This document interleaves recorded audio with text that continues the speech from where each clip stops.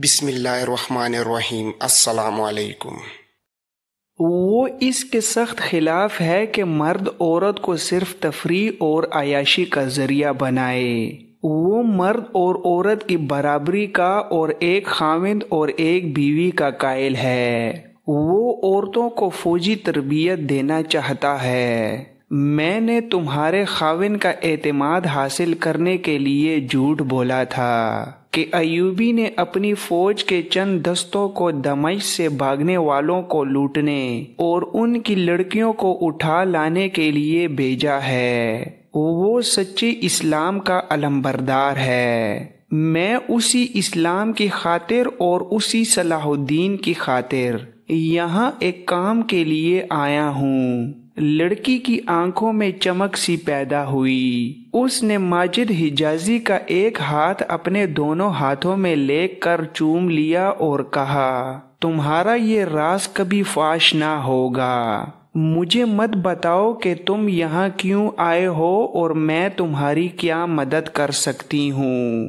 مجھے مت بتاؤ کہ صلاح الدین ایوبی اصل میں کیا ہے اور تم نے میرے خاوند کو کیا بتایا تھا۔ میں عورتوں کی اس جماعت کی لڑکی تھی جو نور الدین زنگی کی زندگی میں ہم نے بنائی تھی۔ ہم صلیبیوں کے خلاف اپنا محاذ قائم کر رہی تھیں۔ مرحوم سلطان زنگی کی بیوہ ہماری سرپرست اور نگران تھی۔ میرا باپ پسند نہیں کرتا تھا کہ میں اس جماعت میں رہوں۔ وہ لالچی اور خوشامدی انسان ہے۔ اس کے لیے صلیب اور ہلال میں کوئی فرق نہیں۔ وہ اسی کا غلام ہے جس سے اسے کچھ رقم ہاتھ آ جائے۔ اس نے مجھے اس آدمی کے ہاتھ بھیج دیا۔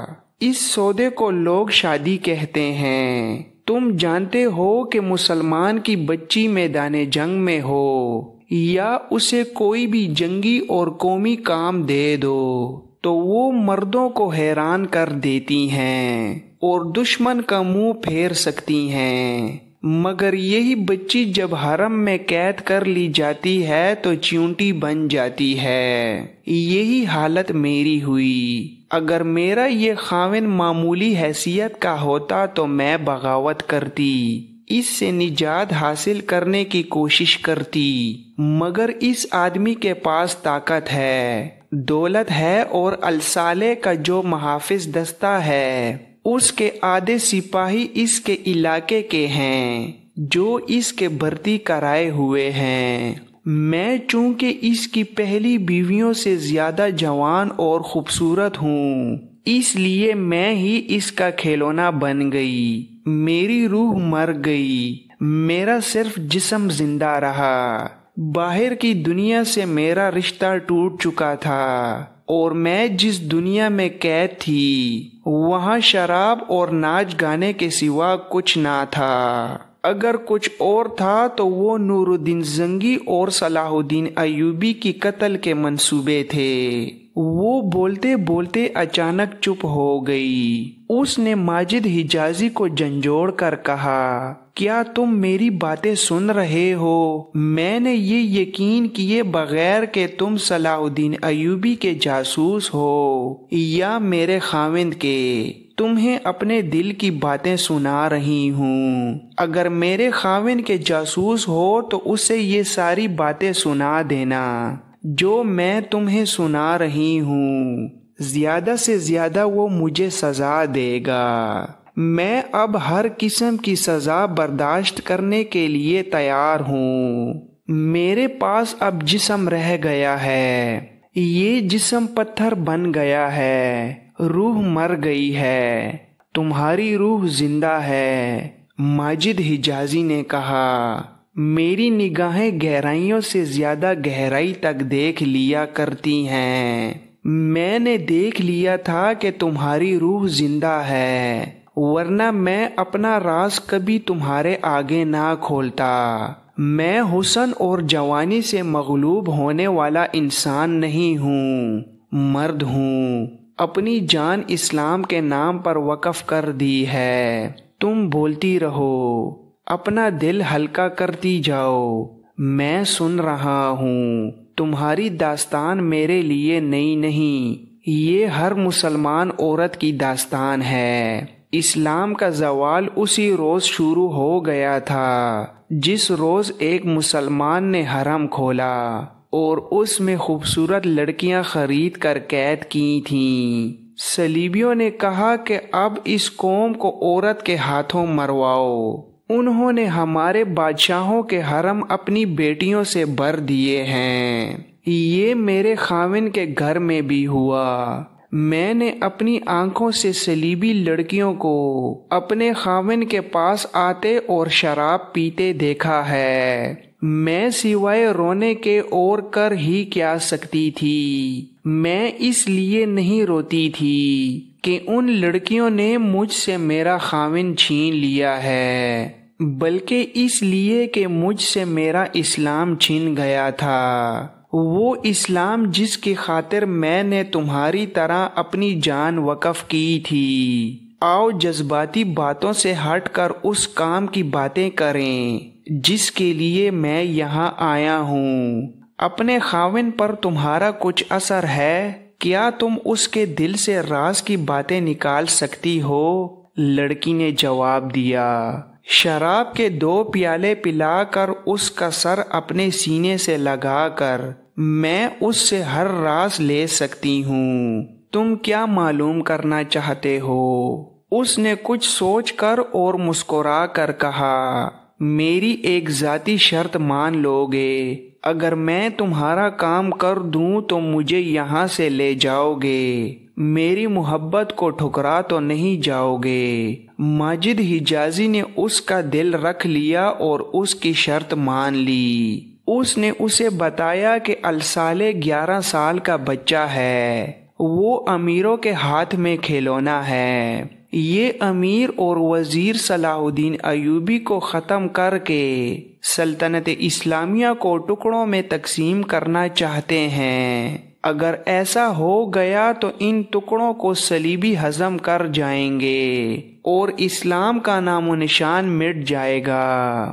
سلطان صلاح الدین ایوبی کہتا ہے کہ جس قوم نے اپنے ملک کے ٹکڑے کیے وہ کبھی زندہ نہیں رہیں۔ ہمارے یہ امیر صلیبیوں تک سے مدد لینے کو تیار ہیں، صلیبی انہیں ضرور مدد دیں گے اور اس کے عوض وہ انہیں اپنا محکوم بنائیں گے۔ میں یہ معلوم کرنے آیا ہوں کہ خلیفہ کے ہاں کیا منصوبے بن رہے ہیں اور صلیبی انہیں کیا مدد دے رہے ہیں۔ مجھے یہ خبر جلدی صلاح الدین ایوبی تک پہنچانی ہے تاکہ اس کے مطابق کارروائی کی جائے اور کہیں ایسا نہ ہو کہ سلطان ایوبی بے خبری میں صلیبیوں کے حملے کی زد میں آ جائے۔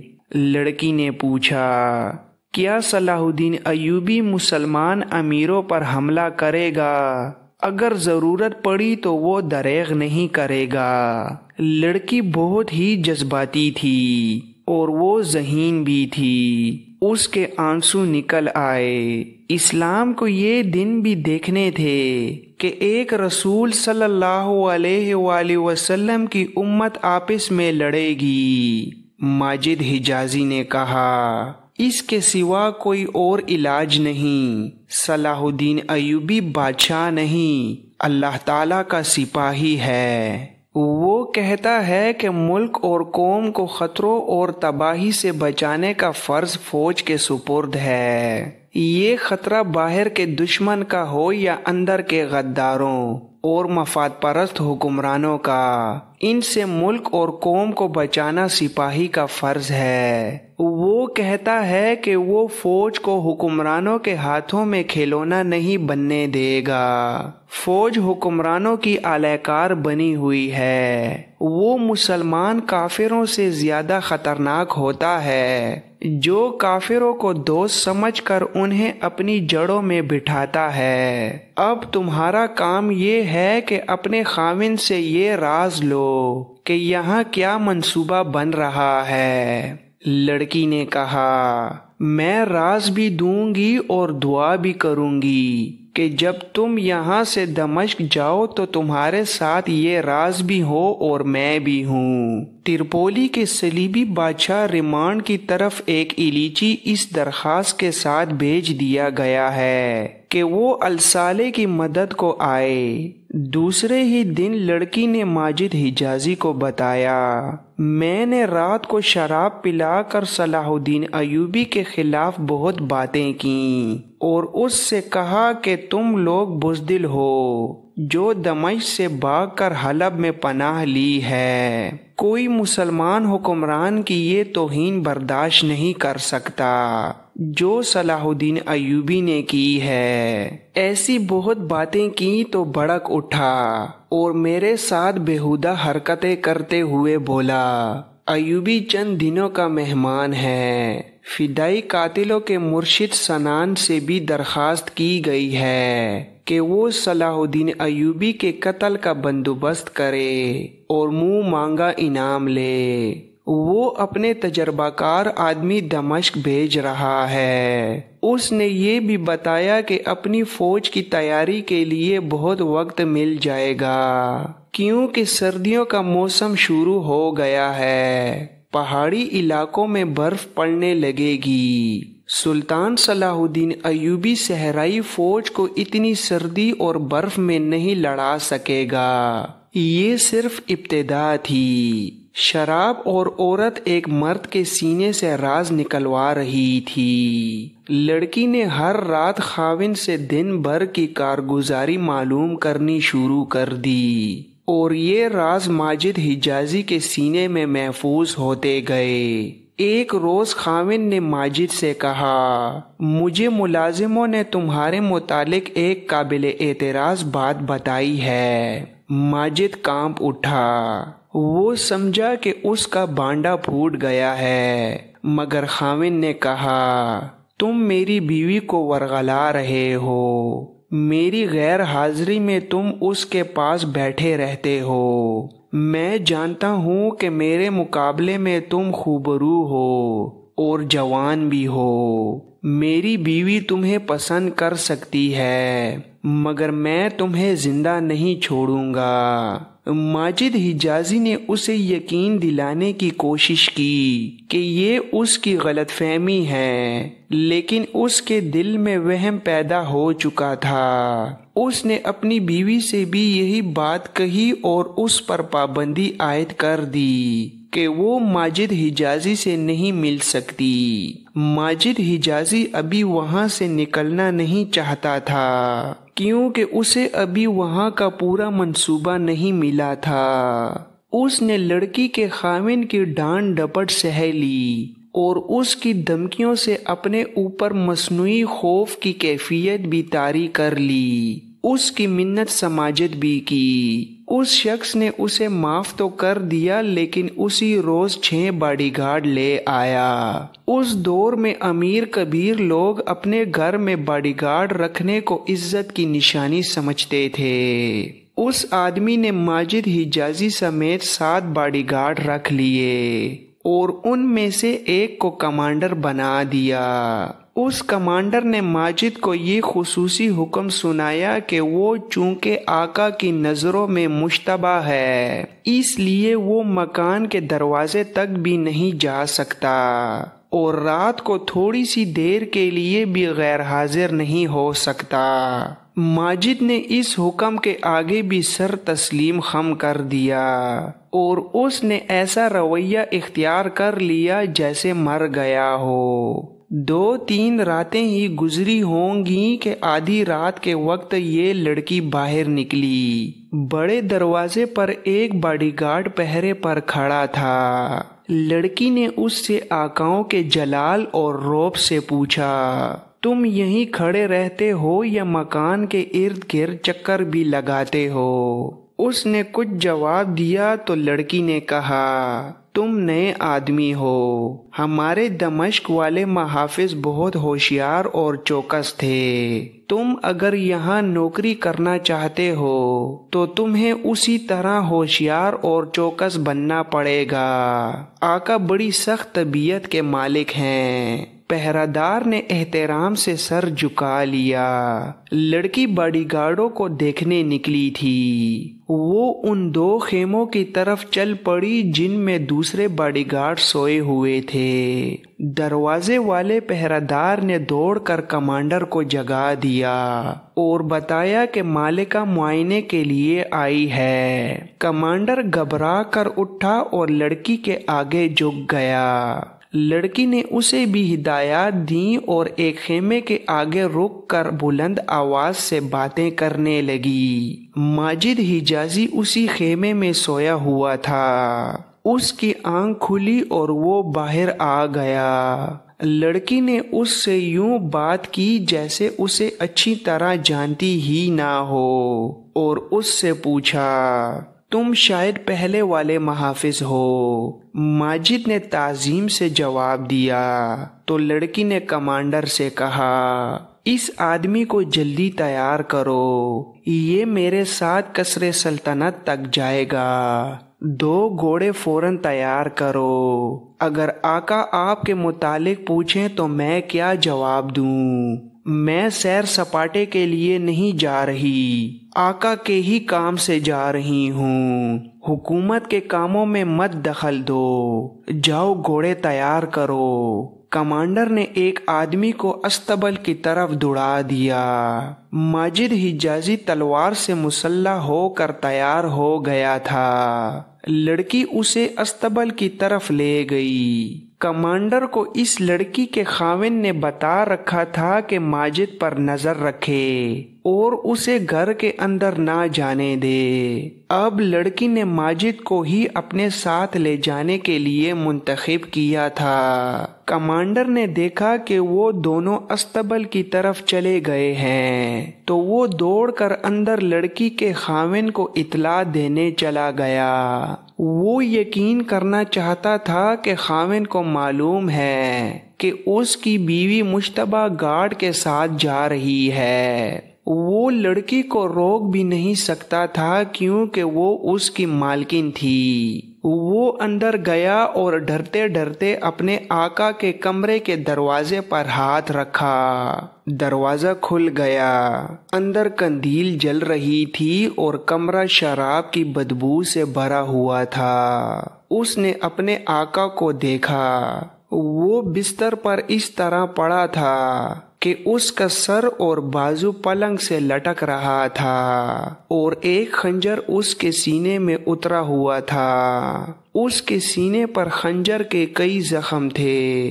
कमांडर ने उसकी नब्ज देखी पर वो मर चुका था। उसके कपड़े खून से लाल हो गए थे। माजिद हिजाजी को लड़की बता चुकी थी कि उसने अपने खाविन से सारा मंसूबा मालूम कर लिया है और अब इस मंसूबे पर अमल शुरू हो रहा है। उसने खाविन को रोजमर्रा की तरह शराब पिलाई और इतनी पिलाई कि वो बेहोश हो गया। लड़की उसे बेहोशी की हालत में छोड़कर आ सकती थी लेकिन इंतकाम के जज्बे ने उसे पागल कर दिया। उसने उसी के खंजर से उसका सीना छलनी कर दिया और खंजर उसके सीने में ही रहने दिया। माजिद हिजाजी ये सुनकर घबराया नहीं क्योंकि वो हर लम्हा किसी न किसी अचानक पैदा होने वाली सूरत हाल के लिए तैयार रहता था। उसने लड़की के इस इकदाम को सराहा और उसे कहा कि वो इत्मीनान से घोड़े पर सवार हो जाए। वो जूं ही घोड़ों पर सवार होने लगे तो रात की खामोशी में एक बुलंद आवाज सुनाई देने लगी, घोड़े मत देना, इन्हें रोक लो, वो आका को कत्ल करके जा रही है। 6 के 6 बॉडीगार्ड तलवारें और बुर्चियां उठाए बाहर आ गए। माजिद और लड़की घोड़ों पर सवार हो चुके थे। उन्हें उसी रास्ते से गुजरना था जहां बॉडीगार्ड थे। माजिद ने लड़की से कहा कि वो घुड़सवारी नहीं कर सकती तो उसके घोड़े पर पीछे बैठ जाए, घोड़ा सरपट दौड़ाना पड़ेगा। लड़की ने खुद एतमादी से कहा कि वो घोड़ा दौड़ा सकती है। माजिद ने उसे कहा कि वो घोड़ा उसके पीछे रखे। माजिद ने तलवार निकाल ली। उधर बॉडीगार्डों का शोर बढ़ता जा रहा था और वो अस्तबल की तरफ दौड़ते आ रहे थे। माजिद ने घोड़े को एड़ी लगा दी। उसके पीछे लड़की ने भी घोड़ा दौड़ा दिया। कमांडर की आवाज गरजी, रुक जाओ, मारे जाओगे। चांदनी रात थी। माजिद ने देख लिया कि बॉडीगार्ड बुर्चियां ऊपर किए उसकी तरफ आ रहे हैं। उसने घोड़े का रुख उनकी तरफ कर दिया और आगे होकर तलवार घुमाने लगा। घोड़े की रफ्तार उसकी तवक्को से ज्यादा तेज थी। दो बॉडीगार्ड उसके सामने आए और घोड़े तले कुचले गए। एक बुर्ची उसकी तरफ आई जो उसने तलवार के वार से बेकार कर दी। कमांडर ने चिल्लाकर कहा, कमाने निकालो। बॉडीगार्ड तजर्बाकार मालूम होते थे। जरा सी देर में 2 तीर माजिद हिजाजी के करीब से गुजरे। उसने घोड़ा दाएं बाएं घुमाना शुरू कर दिया ताकि तीर अंदाज निशाना ना ले सकें। इतने में वो तीरों की जद से निकल गए।